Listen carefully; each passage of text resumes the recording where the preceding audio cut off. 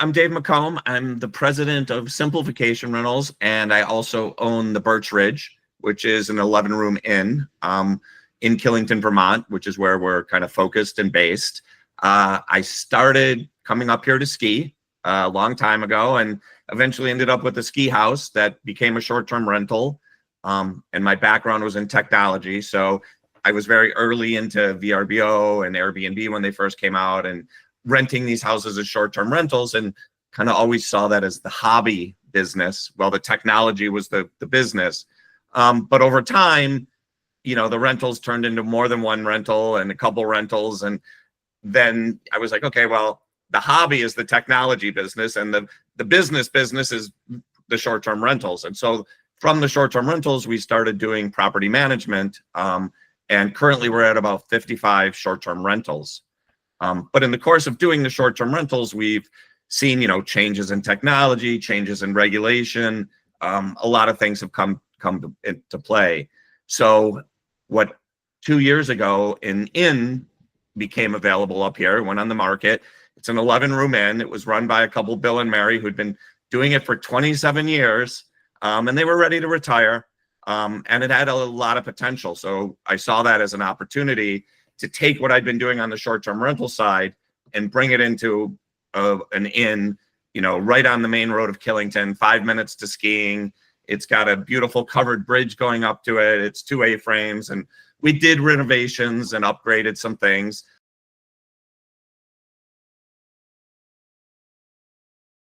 The idea was to rent the property primarily to large groups, where a group could come in and take over the whole inn, and 28 people could have a bachelor party or a 70th birthday or a wedding party. And then if the whole inn didn't rent, then we could kind of separate it out and rent it by the room, and say, okay, the inn didn't rent for this period, so we're going to rent it by the room. So we started looking, with the smart locks and all that, it's kind of like a contactless check-in and check-out experience. And, post-COVID, that's kind of what everyone wants. They want to be able to get their door code, go to their room, check in, and have it be nice and simple.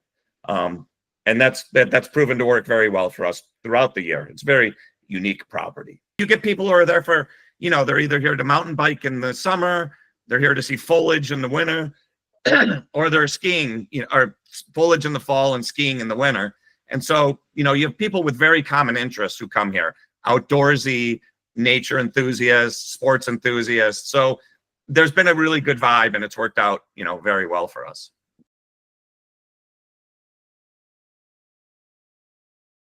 And our booking window is in the 16 to 30 day time frame here, because we're a drive-to destination. So people don't, if they're going out west to ski, they have to book a flight and they have to stay 7 days. And, here people drive from, we're close to Boston and New York and major metropolitan areas, but people decide, in a relatively short period that they're going to go skiing. We'll have some, outliers to that for the most part. When we book the whole inn, that usually books a bit longer, but by the room, more in the 16 to 30 day window.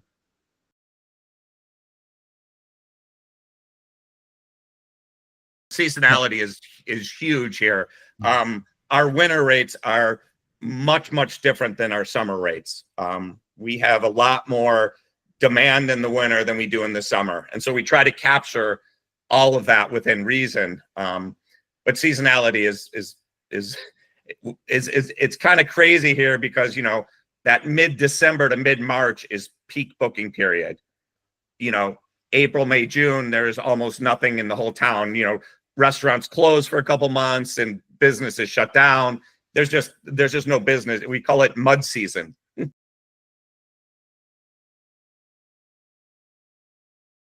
I'm primarily responsible, and I have some people who help me with it, but it primarily falls on my shoulders to do the revenue management.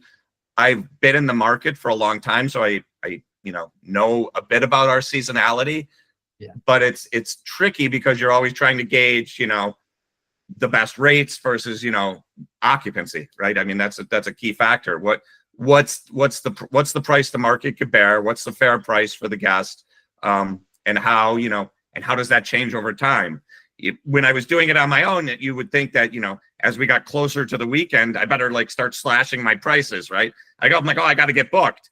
But, using software and dynamic pricing, all of a sudden you realize, well, there's not any hotel rooms left in town. So maybe I'm not cutting my prices. Like that's been very useful and kind of like a learning curve in revenue management.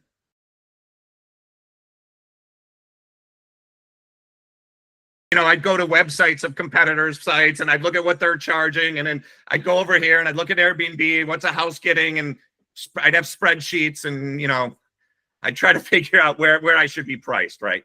Yeah, I'd set what I thought were the good season rates like a year in advance. And then the other issue you always had to worry was that you had the rates set, before the dates opened up and someone booked at the, the wrong rate, right? You're like, oh, I got to take a haircut on that because they booked peak season a year in advance, right? And you're like, they booked a holiday weekend, right when the date opened up. And you're like, I forgot to set the price. And I'm like, oh, that was the worst. And you're like, okay, great. And now I learned. And yeah.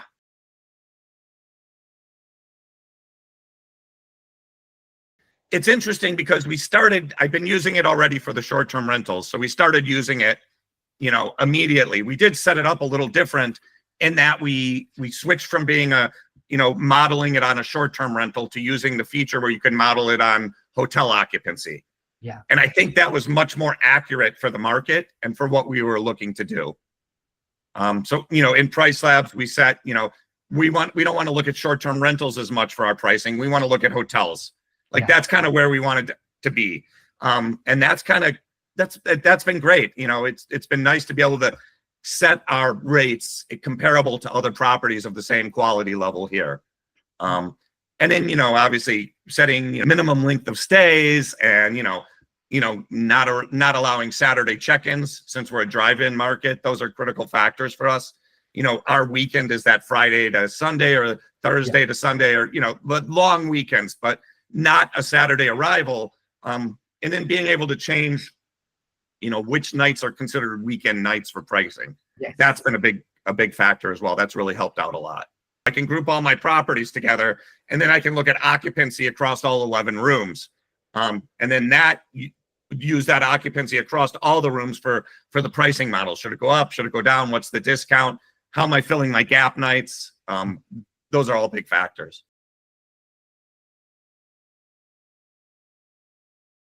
I think the economy is one of the biggest concerns that people have right now. The stock market might be doing well, but when people aren't getting what they have for value and they feel like they're not getting value or they're not able to buy what they want, they can't afford things, that impacts obviously those are the essentials. Leisure travel is kind of out the door, right?